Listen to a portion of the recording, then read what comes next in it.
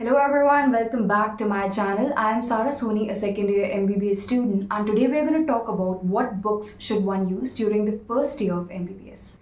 Before we talk about the books, I'd like to make a point, a very important point, to all the freshers out there watching right now. After cracking NEET, a student develops a mindset that in order to ace an exam, he or she has to study each and every word written in the textbook. Not just study, but memorize everything. Then these students enter the first year of MBBS and they start applying the NEET principles to their MBBS exams. And they start reading their textbooks, like the chapters from the very first word to the very last word. What they fail to realize though is that to ace your MBBS exams, your MBBS profs, you don't need to do hard work, you need to do smart work. In all the college exams, the questions that are asked, they're mostly from the important topics. You can easily acquire the list of all the important topics from a senior of yours, and I would suggest work around only the important topics throughout the year, or else you'll always have your nose stuck in a book. Alright, let's talk about the books now. For anatomy, I referred to PD Chaurasia. You can see these are all the volumes of PD Chaurasia. This is the first volume, it's got upper limb and thorax. This is the second volume, lower limb, abdomen and pelvis, head and neck, and then we have neuroanatomy. Some teachers recommend that you study neuroanatomy from Vishram Singh, but I would say that you make a balance. You do the diagrams, etc., from Vishram Singh, but you refer for theory to this book, to BDC. Okay. Then after BDC, we have this. What is this? This is Gray's Manual, Clinical Photographic Dissector of the Human Body. This is for your dissection purpose. If you are a very enthusiastic person during the DH timing, this is a great book. It's got all the procedures that you need to know to dissect the cadaver properly, and it's a very well written book. Also for general anatomy, you refer to BDC, it's best. Now, the standard book for anatomy is Gray's Anatomy, but I would not suggest that you go for it. If you are very much an anatomy enthusiast, then you can totally go to your library, you can issue it, you can read it, but don't purchase it and become dependent on it to pass your theory exams, because that is not at all going to help. BD Chaurasia is the only book that can help you. To some extent, Vishram Singh can help you, but Gray's is just not for you right now. Let's move on to physiology now. The standard books for it are Ganong and Guyton. I never bought Ganong, but I did purchase Guyton and studied some topics from it. But I majorly read from AK Jain, because in AK Jain, the text is written in a way that helps you write answers better. Guyton is written in a story-like manner. It's like a novel, and a rather interesting novel. If you can make notes from Guyton from exam point of view, then refer entirely to it. It's an amazing book.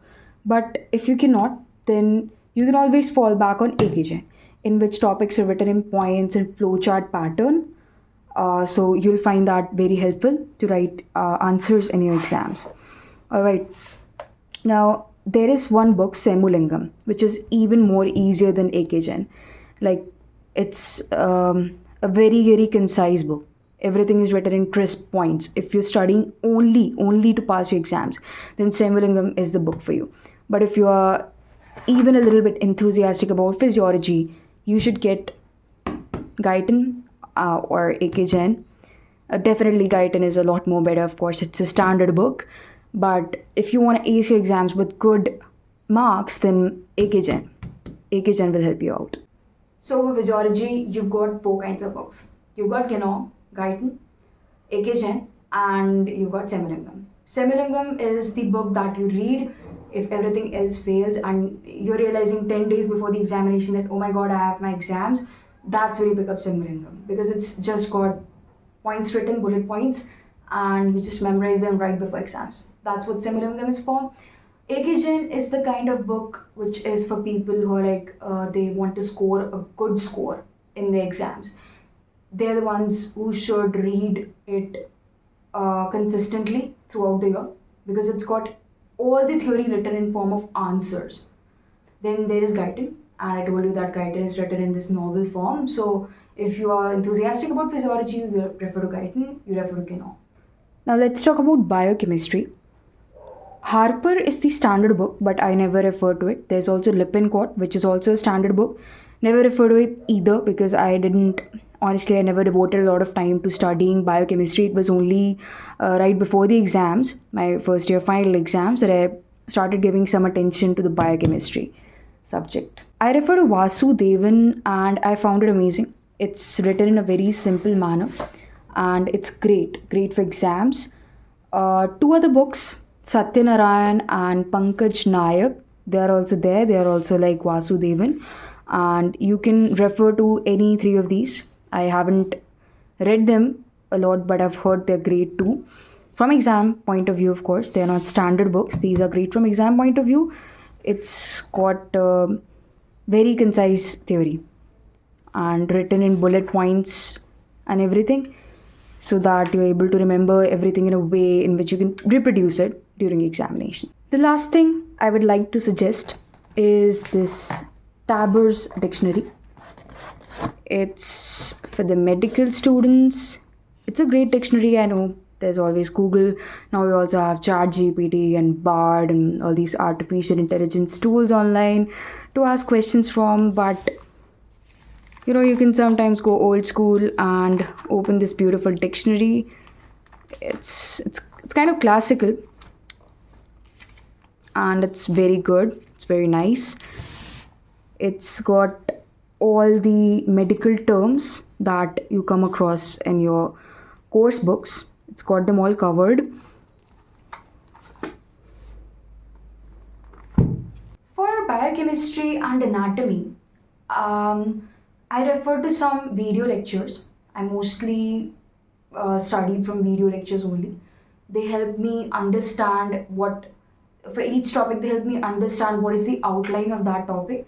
And then when I referred to my course books, it became very much easier for me to course through them. I'll have to make a whole video about it. So the next video will be about the online references I used during my first year exam preparation. If you have any queries regarding your book choice, you can comment below. Thank you for watching. If you like this video, give it a big thumbs up and subscribe to my channel for more such videos. Thank you.